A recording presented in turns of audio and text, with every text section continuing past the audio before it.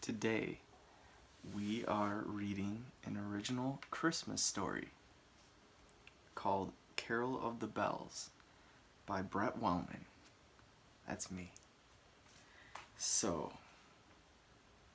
this is the story of how Santa saved Christmas for North Korea. Let's begin. Excuse me.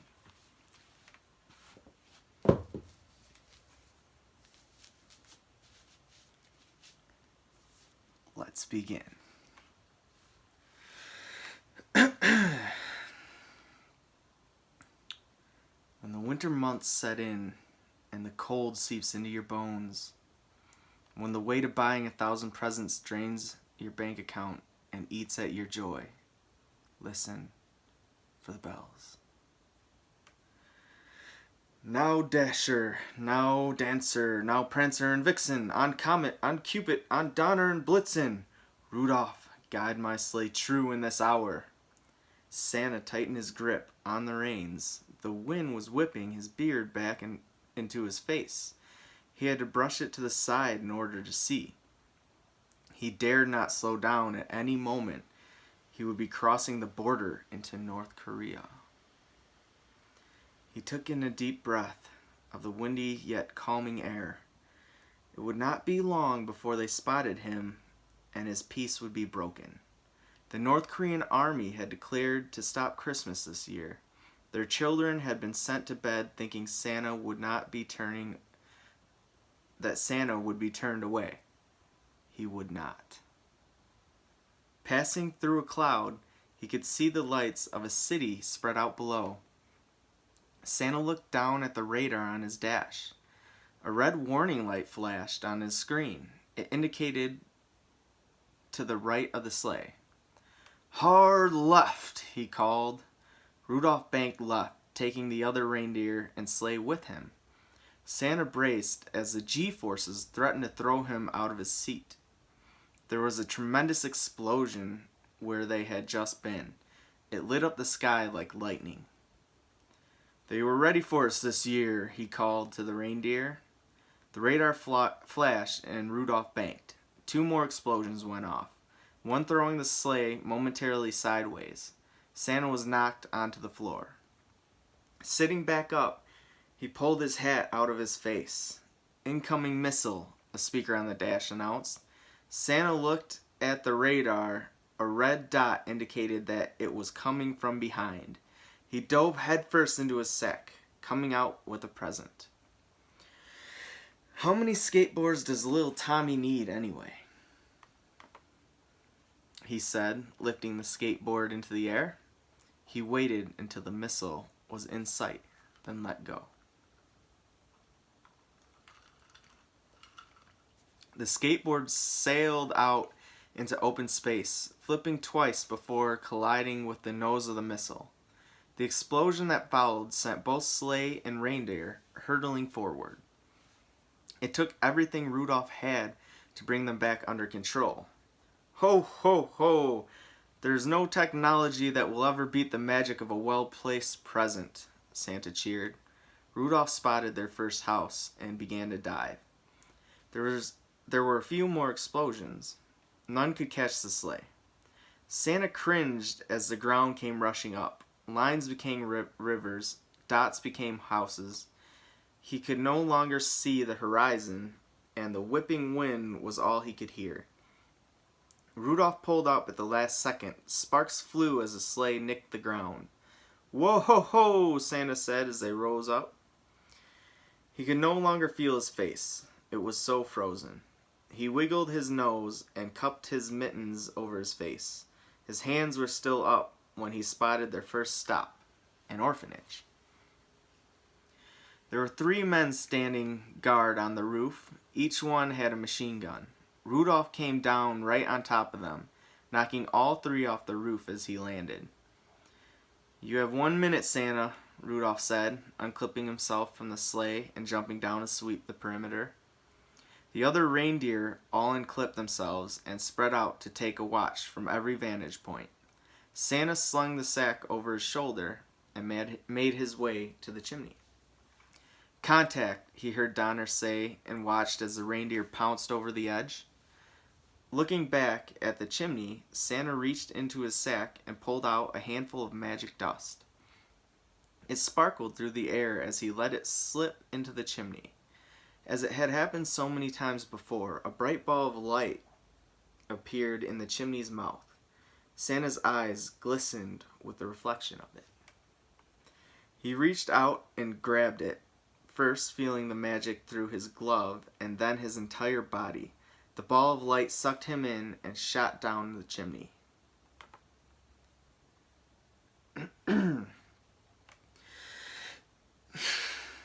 He was pure energy, swirling around inside of the ball. There was no sense of direction. He simply was. The ball cracked at the bottom of the chimney, and Santa morphed into a solid form. He was once again a fat man in a red suit.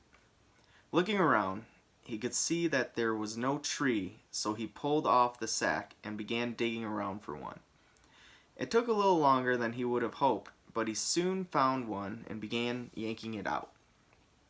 That was when he heard Rudolph. "Run, Santa!" Santa turned in time to see a net being thrown over Rudolph outside the near window. He turned to run for the chimney, but stopped. There was a man standing there. He must have snuck around while he was digging around the sack for the Christmas tree. Santa began to run in the other direction. He didn't make it 3 steps before a second man tackled him. He tried to fight his way back to his feet, but could already hear more men rushing in. He could see feet running all around as he was thrown back to the ground. He had stepped right into a trap. They bound his hands and legs and tied a blindfold around his head. He tried to break free to no avail. There were simply too many men. They lifted him up and carried him outside. "I'm Santa Claus. You can't do this," he said. He felt them toss him into a car and began driving. He listened to their voices to try and decipher who his captors were. He made out 4 men and sensed that all of them were on the naughty list. They spoke Korean, and like all languages, Santa understood as if it was his native tongue. They didn't go very far before stopping the car. Santa waited patiently as they picked him up and carried him into the building. He went along as they set him down on a hard surface and left him alone for several minutes. He flinched and squinted as they ripped the blindfold from his face. He was inside of a jail cell. 7 or 8 Korean soldiers were mocking him. The reindeer were nowhere to be seen. Through his bond with them, Santa could sense they were close by and in distress, probably right outside. "You should not have come to my country, Santa Claus," one of the men said.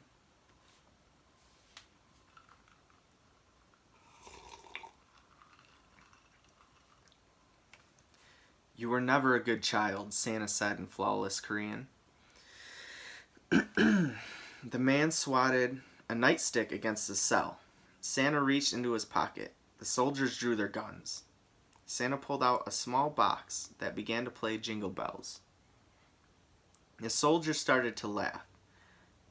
One came into the cell and snatched the box from Santa's hand. Santa sat there patiently, his bound hands in his lap. They laughed and tossed the small box back and forth. They mocked him and his reindeer. They made it a point to be vicious with their insults, bragging about stopping the children from getting presents. Santa counted backwards from 10 and then coughed. His captors grew silent, waiting to see what their helpless captor would say. "You laugh, you joke, you make fun of my bells, but what you don't know, they're calling my elves." The lights went out as Santa said the last word. "Get those lights back on," one of the men demanded. There was a sound of people rustling around and bumping into one another for a few seconds before it was drowned out by a man screaming. The lights flashed back on. Over the short span of time they had been off, the room had erupted into a scene of chaos. Each soldier now had 4 or 5 elves clinging to them. The elves looked like normal people, except for the fact they had pointy ears and were the size of puppy dogs. Their clothing was Christmas green with red stripes all over, and their shoes curled up at the end. The soldiers fought to get the elves off, but they would not budge. Instead, the lower elves tied their shoes together while the higher elves covered their eyes. The elves in the middle tickled them. As the soldiers thrashed around in fits of laughter, their laces would catch and they would come crashing to the ground.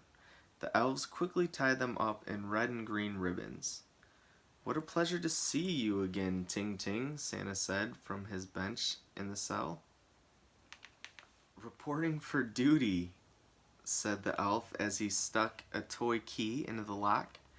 The lock clicked and the door to the cell swung open.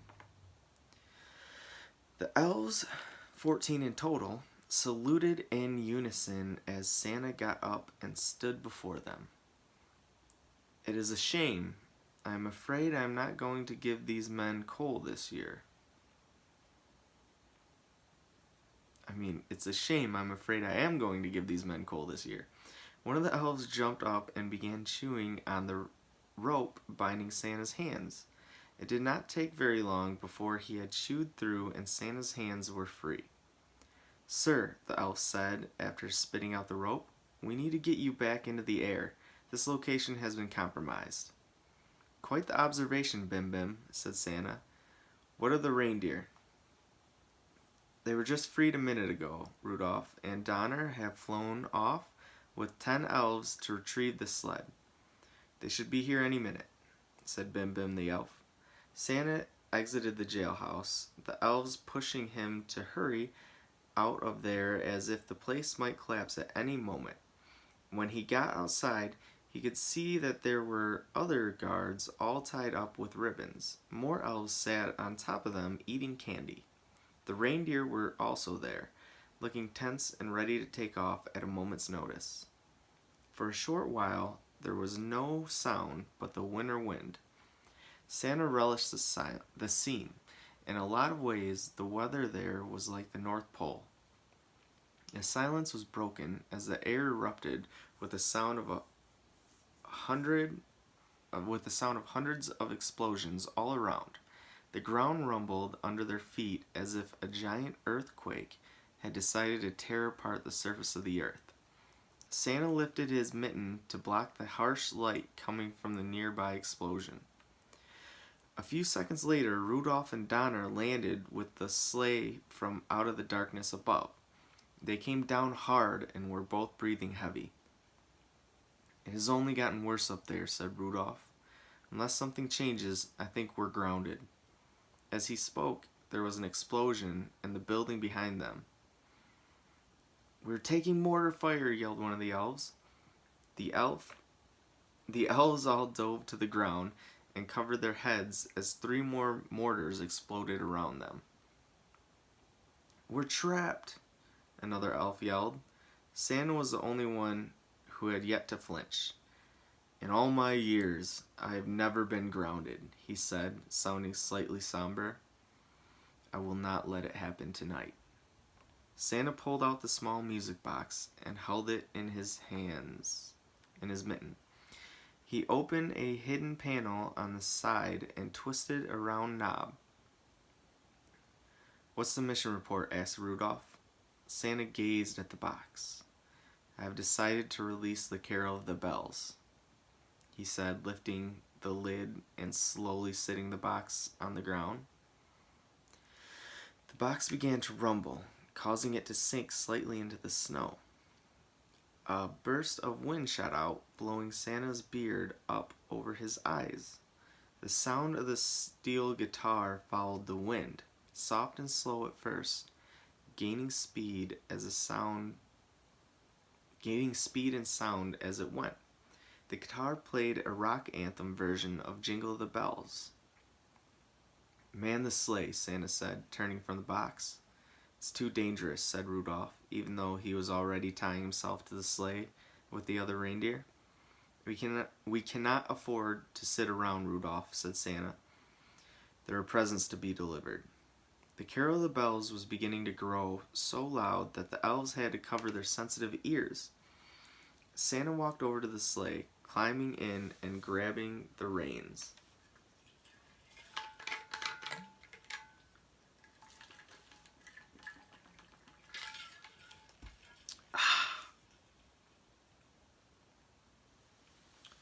Now Dasher, now Dancer, now Prancer and Vixen, on Comet, on Cupid, on Donner and Blitzen, Rudolph, let us fly. The sleigh lurched forward and then shot into the sky, going higher and higher. The lights from the buildings were soon only dots, tiny stars below them. As soon as they leveled off, Santa spotted an incoming missile on his radar. It was already close and coming in fast. He would not have time to avoid it. There was an explosion to the right of the sleigh, and Santa was showered with candy canes. What was that? Rudolph yelled back. It was the candy cane falcon, said Santa. It flew in front of the missile. A what? Santa let out a bellowing laugh that was lost in the whipping wind. The candy cane falcons are being called forth by the carol of the bells. Movement caught Santa's eye. He looked over to see a shimmering creature flying next to the sleigh. It looked a lot like a falcon, other than the fact that its skin appeared to be made out of pure candy cane. As he watched, the bird flew headfirst into an oncoming missile, erupting into hundreds of candy canes. Are those gumdrops? Donner yelled. Gumdrop bombs, to be precise, Santa said, still laughing. They roll around looking for people on the naughty list to blow up on. They tend to gunk everything up. Soon none of their guns will work. Looking down, he could see one of the gumdrops explode, covering a missile launcher in sticky gunk. When they tried to launch a missile, it got caught in the tube and didn't go anywhere. I'm taking us in toward the next house, said Rudolph, as the sleigh tipped forward and started heading for the ground. No explosions went off as they descended toward the house. No missiles could be fired because they were all gunked up from the gumdrop bombs. There were enemy airplanes, but they couldn't seem to break free of the candy cane falcons. Rudolph landed them within 10 feet of a chimney on an old 3-story apartment. I don't like the smell of this place, he said, unclipping himself and glancing over the ledge of the roof. Something is wrong here. Pop-ups are distracting me. Nonsense, Rudolph, said Santa. Listen to the bells. The carol of the bells could be heard echoing off the land, growing louder with every passing second. The stars brightened and began to shine with the rhythm of the music. Santa sprinkled a handful of magic dust into the chimney, watching it manifest into an orb of light in the chimney's mouth. He observed the world begin to swim and change as he was sucked into the ball. For a second, he could feel the pure and raw power of the bells as they resonated through the air. He could sense the tingling sensation it created as it spawned creatures from the land of holly. And also, it can sense this thing.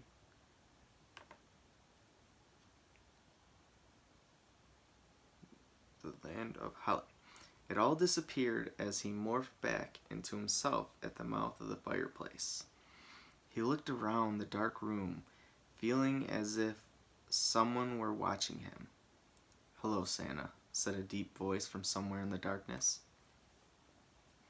Who is there? Asked Santa, squinting into the dark an open room. I am one of the regime's noble soldiers. You will find that no matter which house you go to on this night, you will find at least one of us waiting. The man stepped out of the dark. He was dressed in all black, looking mean and angry. "Why is it that you are working so hard to slow me down?" asked Santa. As he spoke, he pulled a Christmas tree from the sack and began setting it up. "Slow you down?" The man rushed up and kicked the Christmas tree over. "We're going to stop Christmas altogether. We shall prove to the world that North Korea is the most powerful country on earth." Santa's eyes narrowed. He was staring at a piece of a bulb that had just shattered on the floor. "No one can stop Christmas," he said. There was a rustling in the chimney. Santa looked over in time to see thousands of licorice ropes falling onto the fireplace. They continued to move as they hit the ground, slithering like snakes toward the soldier. The soldier tried to run, but the licorice was already wrapping around his feet, causing him to trip and fall over. The licorice continued twirling around, wrapping him up until he could no longer move. Santa went back to fixing up the tree and setting out presents. When he was done, he walked back to the chimney and created the magic orb. "Ho, ho, ho, have a Merry Christmas," he said to the licorice-covered soldier before absorbing into the orb and shooting up the chimney. "What was the holdup?" asked Rudolph when Santa materialized on the roof. "I ran into another boy from the naughty list. It would appear they are waiting for us in every house we go to. Then Christmas will be lost. We do not have the time to get every kid a present if we are being attacked at every house," Rudolph said. Santa pressed a mitten to his big red nose and winked. "Ah, but Rudolph, you have not been listening to the Carol of the Bells." "Santa, I am not sure I know what that means." "Cinnamon, reporting for duty," called a high-pitched voice from the sky. A medium-sized gingerbread man came floating down and saluted Santa. "The bells are calling all the creatures from the land of Holly to come to our aid," said Santa. A cold wind rushed past them, nipping at their faces and icing over the windows of the apartment. This made Santa smile. He even began to laugh. "Jack Frost, my old friend. It's great to see you joining us. How may I be of assistance, Santa?" The cold voice seemed to whistle out of the wind. "It would be greatly appreciated if you could help the gingerbread men clear out the houses." Upon hearing this, the gingerbread man lifted up a tiny walkie-talkie to his face. "Operation Clean House is a go. I repeat, Operation Clean House is a go." Suddenly the sky seemed to be filled with tens of thousands of gingerbread men, all parachuting down into the surrounding chimneys. The wind began to whip around and help carry them to their destination. Santa climbed back into the sleigh, and they were soon on their way to the next house. From the air, they could see candy cane falcons dropping licorice ropes down all the chimneys. There were a few soldiers running out of the houses. They were quickly swept up in a flurry of snow. When the flurry subsided, there was a snowman standing where the soldier had just been. It was the handiwork of Jack Frost. The first few houses Santa went to, he found soldiers trying to fight off gingerbread men and licorice snakes. The soldiers all seemed utterly shocked to be attacked by candy snakes. They paid no attention to Santa as he set up the missing Christmas trees and laid out the presents.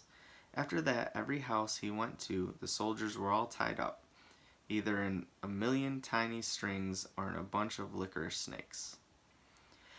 From that point on, Santa was free to move from house to house without fear of being attacked. It was not long before every house was full of presents. As the sun began to rise and Santa moved on with the night, delivering presents to the rest of the world, the children all woke up. As they made their way down the stairs and the hallways, their feet wrapped in warm socks, they found that the soldiers had all been swept away during the night, and Christmas had come after all. The end.